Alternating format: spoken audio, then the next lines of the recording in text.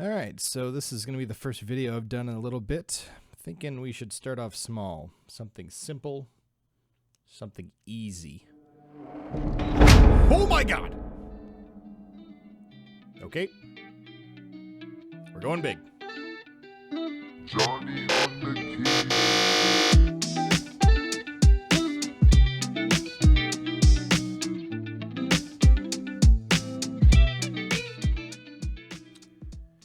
Well, I guess that simple plan is out the window. This here is the Sceptre E448B-FSN168. From here on out, I'm going to refer to it as the 448 for simplicity.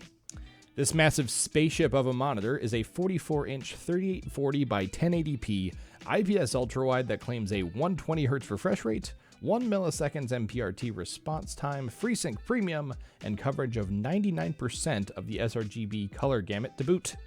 And you know, it really does look like a damn spaceship. Opening the box, you're greeted with a squeaky clean pair of handling gloves, which, while a bit small for my ogre-sized appendages, were actually quite useful to keep the screen smudge-free during setup. Included in the box, while not pictured, was also the starter guide, a mounting plate for 75 by 75 VESA mounting, a few packs of screws for said mount, and the included stand. Oh, and also the trusty Sceptre screwdriver makes yet another appearance.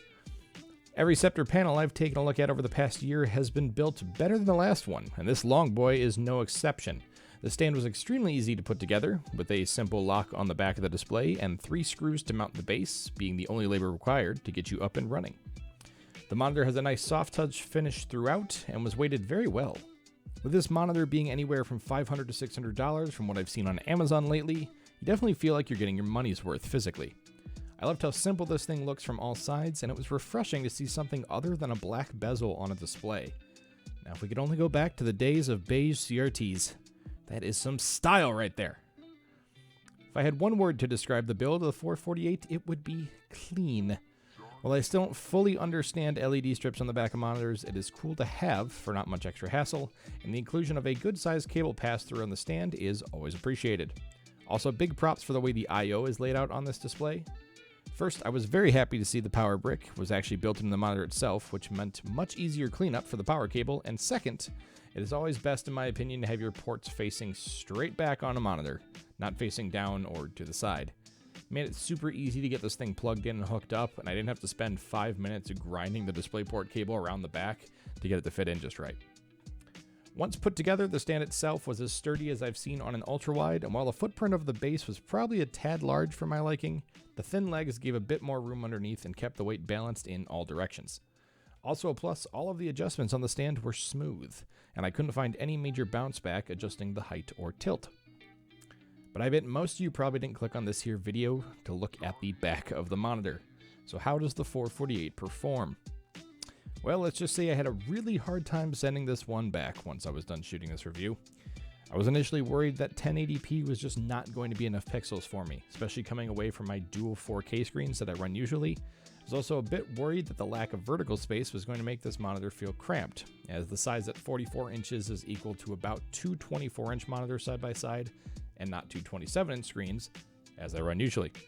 I was also worried that the brightness and color reproduction was going to be lacking compared to my normal setup, but I'm happy to say I was wrong on all accounts. This monitor is a real performer in every space possible. The reported 99% sRGB color gamut ran true out of the box, and the monitor was easily able to reach up to 400 nits of sustained brightness.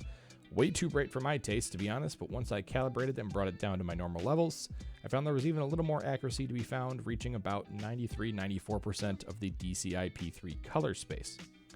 Even without a curve, I noticed little to no color shift in the corners, which was something I was sure to take note of, and that was something I was definitely worried with this being that wide that you might get a little bit of shift and a little bit of fade.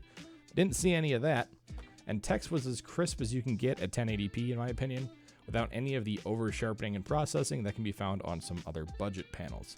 The on-screen menu was also very responsive, both while using the buttons at the bottom, or the handy remote included in the box.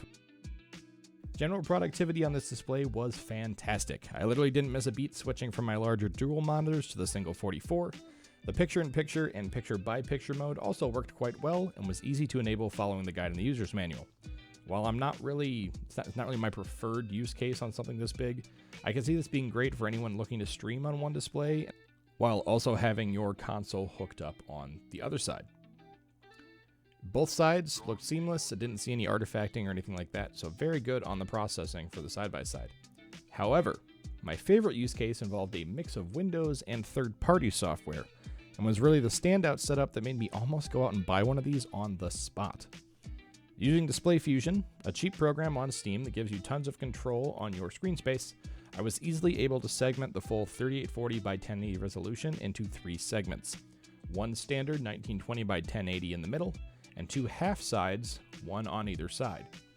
Doing this let me keep all of my tabs organized and gave ample space in the middle for whatever was my main focus at the time, whether it was typing this script, editing some video in the middle with my script to the left and plugins to the right, and even gaming, as I didn't even have an issue with any modern game in borderless windowed mode sitting smack dab in the middle. This was particularly useful in World of Warcraft, as I could pull up various stat and raid help websites to look up fights as my guild wiped on Nathria yet again.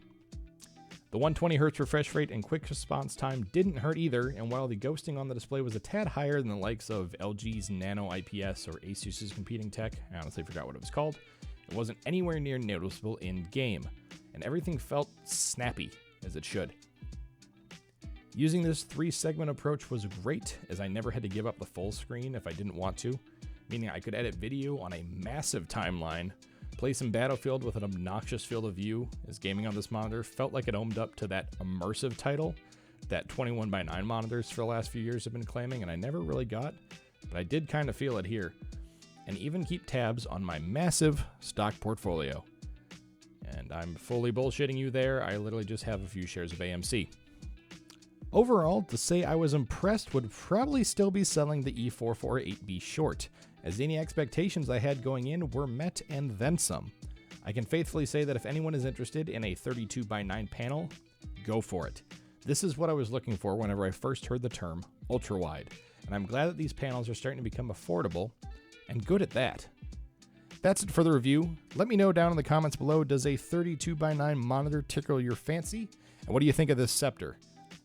After having those white bezels on my desk for about 2 weeks and it matched my setup perfectly, I definitely need to see how I can bleach out the bezels on my current displays, but that might take a little DIY. Let me know what you think down below, like the video, and please subscribe to catch all my videos coming up in the future. For TK Tech, I'm TK, and I'll catch you guys in the next one.